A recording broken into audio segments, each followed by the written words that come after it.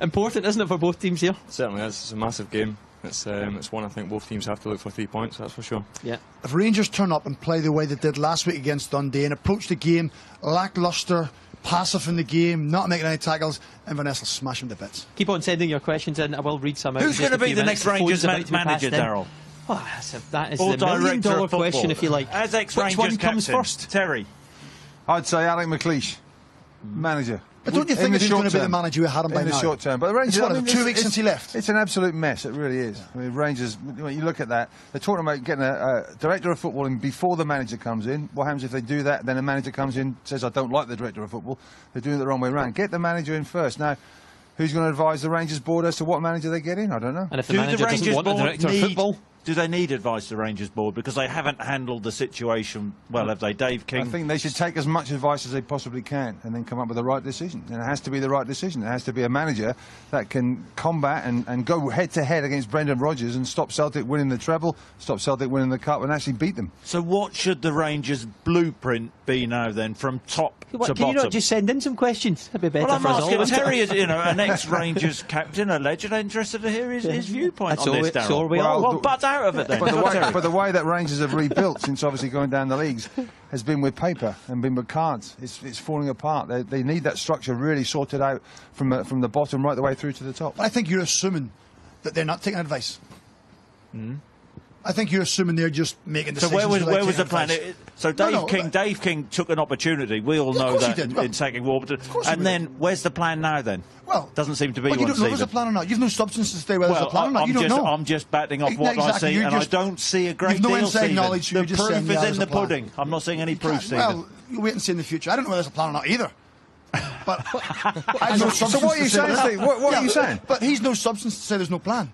Because he doesn't know. There doesn't appear to be a plan. There doesn't appear to be any plan. That's why we're here, Stephen. We're here to say there hasn't. Good luck tonight, by the way. Look, as a former Rangers player, exactly. As a former Rangers man, what's your take on this? The situation right now, the way it's been handled. Well, I think the plan when they brought in Mark Warburton was a good plan. Everybody was excited about bringing him in. He was a man that was fresh. He had new ideas. Ultimately, it's not worked out. He's not produced the goods that was up to Rangers standards. And now, in my opinion, they're looking for someone, like Terry says, to compete with a really good Celtic team. And the only people really on the radar who's sitting in the house retired, people like Walter Smith, in my opinion, are the only people that could genuinely get this gap back to normality. Okay, Scott Morrow's just set a centre point and he's saying, explain how it's a mess then, guys. The board got rid of Warburton, now they're reassessing the situation, the new management team will come in eventually. Why rush things?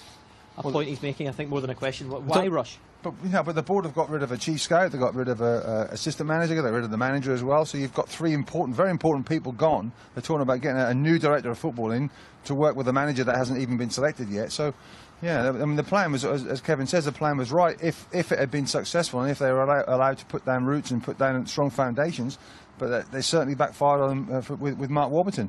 Now they've got to really reassess, look at it, and the more that time goes on, the more pressure this Rangers board is going to be under to get it right. Because they need a manager, they need to come second, they need him to Why do they need to come second? Why do they need to come second? Just to at least convince their fans that they're trying to make some progress. Well, they come third, I think we had all the silly expectations at the start of the season. Yeah. Maybe just think third may be enough from a desperately poor season. Third's not good enough for the Rangers. No, it's not good enough. Second, closer to the championship, Stephen. Well, second's not success. The champions. Second's not success, but at least it's a small step forward for them. Yeah, Stuart Armour saying Alex McLeish, please. Next, I know you've said that well, already. Do you agree with that, guys? Is that a good option for them? Let me just say this on Alex McLeish. Why not give him the job till the end of the season? Not to the end of the season. That's a slap in the face to Alex McLeish. Sort of saying, well, have it to the end of the season. That means you're not good enough long term. If you asked him, he would do it. Yeah, but he's come out and said, I'll take a short term. Well, I mean, so he doesn't trust himself, is he? Doesn't back himself? Well, you'll have to ask him. Of course he not. Well, I'll get you his number. He would back himself. Of course he would back himself. That's why he's backing himself. Give me it short term, I'll make a difference and I'll get it long term. That's what he said. Maybe so, but you've got to give it to him long term. Yeah. He's an experienced man. Yeah.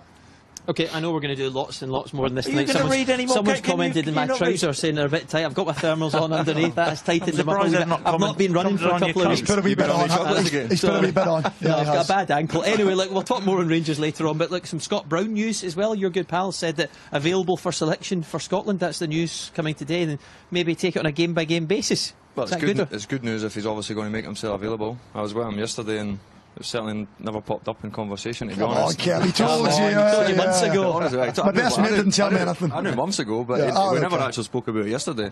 I never knew it was going to be released to the press. For me, as a Scotland fan, as a good friend of Scotty, I want to see him in the team. He's still one of our best players. I think he can help the team, the current team. I don't know if the words "beggars can be choosers" is the right phrase, but I think he's certainly one of our best players. And I think wouldn't call Scotland beggars. No, but I think we've got. Yeah, you would. I would, yeah, okay, we are, yeah. But I think we need as many good players as we possibly can. But on game by game. Surely game by game. But would It's you rather irrelevant not whether commit? it's 1 game or 2 games or 10 But would games. you not rather him commit long term? No. Look, in my opinion, he's good enough to help the team.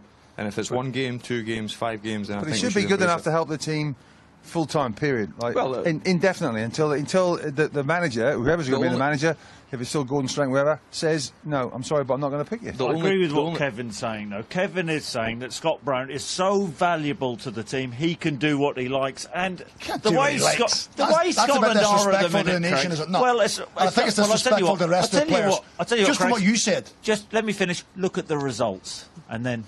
Well, even with him in the team, they weren't great. But with Scott Brown in the team, it is a better team. That is the whole point. So that's the way it is. That's the way it is.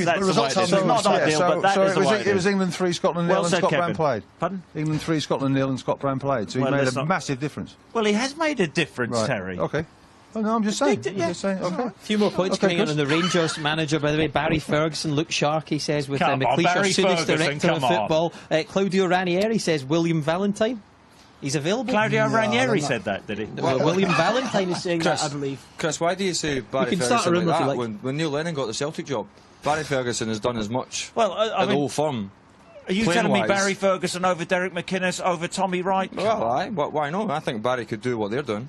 Really? Really, aye. I think he took the job in the pretense that it was a pals act as such, and I think he's doing a reasonable job under limited resources in a real poor league, to be honest.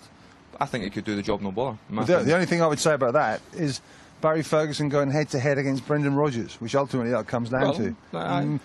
Perhaps in the future, but not quite yet. But a few people saying they're delighted to have him back, by the way, comments coming in here. Look, more on that a little bit later on. What about the Edinburgh Derby this week as well? That was a bit of a shocker, wasn't it, for Hearts? I think Craigs was pleased. No, listen, I couldn't care whether Hearts win, lose or draw. I really couldn't. However, the mixed messages now coming out of Tynecastle. 3 weeks ago they'd made unbelievable progress. Now they're going backwards. Their own players are saying the new players can't handle the heat. The Hearts fans are booing them off. It's all my fault. After Hearts battered Rangers the other week, you were saying it was a great victory and the team are coming together. They were, yeah. No, one defeat the against the rivals. Exactly. You're on the bandwagon again. People were saying, Gary Locke said to us that night when Rangers lost 4-1 at Tynecastle, he said Robbie Nielsen's Hearts' career was defined by going out of the Scottish Cup, Hibs winning the Scottish Cup, and many Hearts fans blamed Robbie for that. So if Hibs win the Scottish Cup this year, it must be in Cathro's fault, just on the pretenses of that. Yeah, George Drummond's just sent one in. Terry Butcher for the Rangers job. Just be careful what you read. But Terry Butcher for the Rangers job. No. Any interest? No. Is the Come phone on, Terry. Big man, come back. I don't think any Rangers man, Kevin Thompson for the Rangers, I don't think any Rangers man would turn the opportunity down without a shadow of a doubt. But Would you turn it down, Terry? Of course I wouldn't turn it down, no. There you go. I'll tell you what, Chris, I'll have you as my number 2. That would be a popular Well, Terry, he's just lost the job. In a heartbeat. You just got Why lost don't you in just 5 finish it on seconds. that Why right are now? you saying that? You can't say that. I can say that. Yeah. Craigs can say that. Kevin, you can't say that. Oh, I just did. All right, gentlemen, thank you very much. Don't forget, 6:45 p.m. on BT Sport 1 tonight for Scottish Football Extra. The build-up to the live game from 7:15, but join us at 6:45 for a little bit more of this. 66:45.